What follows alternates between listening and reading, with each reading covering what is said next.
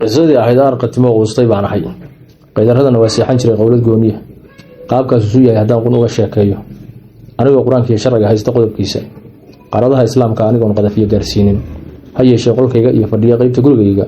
waataad qas iyo weerar iyo qaxar abuurteen dabadeed qiyaamuhu dhaco mid la qaabilay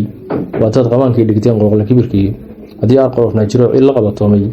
oo qowladuu seexan jiray qola ku tuuriyeysay qaabkii inaan anigu ahay qodobku soo maahan ha yeeshee rigax inaad qabtaan oo adinkii qiray qabiil baan wadaagnaa ninkaad hor urgoyseen qori dheer haddaad kala hadheen qorjirna u goysay ama uu quwaax rugayo meel ka soo qabatay aniga qisaas kaaga guday qaabkaad mariseen qaatilkiisa goo islaam qubayay dhiiggiisa oo caalimiin soo qabtay culimo qoorgooyey iyo nimankii qoor iyo lahawaanigii qubay iyagoo qalfoofooda noqdoo lagu hoqoodmeen qalow bay dhex yaalaan haddana haad ku qaybsadee adigaaba qaylinah yaqaankii kaa gudee amaad quusataa reetolkay qiima kaxaa badan waayahay tixdaasuna waxay ahayd tixdii gacalleyda ayay ahayd haddana waxaan ku xijinaynaa tix kale oo miinley ah dhegeysi habboon marreexanka murugoodayaan mahad istaagayn muggoodiiyo muggood bay halaag miisanahayaan maqanahoodii way waayayaan miriya dheeraade muraalkoodii wuu hoogayaa maamka aan helay maashiya mashaarad iyo ciyaar mari ay maayaane miinley inay maalayaan miimka kuma taale micnahaad ka joog taladu waa kaa madowdahay adigoo sataangii miishaarale iyo mootara cabaysay ama magac beebaha wato muunad gooniye leh ama jeemis suug lagu mataxay mugis la soo siiyey ama jiib carriga maariqiyo haysta mirihiisa nimankii harkii kaa mulkiyey mahadir weeyaane micnahaas ka joog taladu waa kaa madowdahay haddana waxaan ku xijinaynaa tix kale oo deelley ah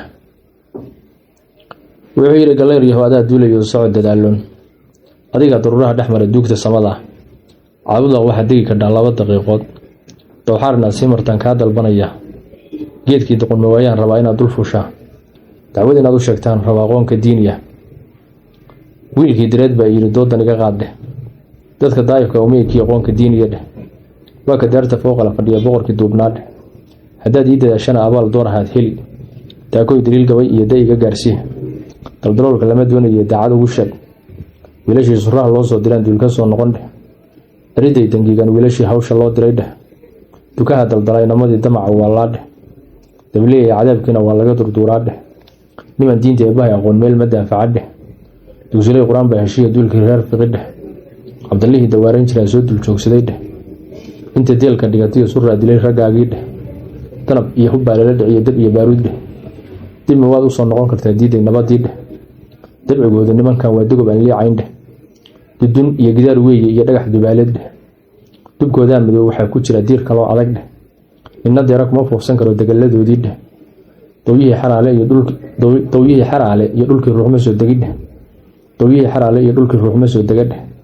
raysiya dalaal kuma maraan kumana doodaan dheh daanshoodka kuma soo galaan qoonka diiniya dheh dabcigoodu waa saas intaa dunida joogtaan dheh doodaa u sheeg nimanku waa naga dambeeyaan oo galeeryahow ka duul meeshu waa degal islaamiyada dabadda akhilkeedaan rabaa inaad u duushaa dacwad inaad u sheegtaan rabaa duulka reer wagar berigay dagaaladu dhacayn laysi daba joogay danabkii markii laysku riday dhibicda duulaysa dala socod markuu ugu dhacay midhaha reediini maxaad weerarka u soo dirteen gaasasadii damadheh mar labaad maxaad uga dideen diracnima roondheh doodaa u sheeg nimanku waa naga dambeeyaan oo galeeryahow ka duul meeshu waa degal islaameed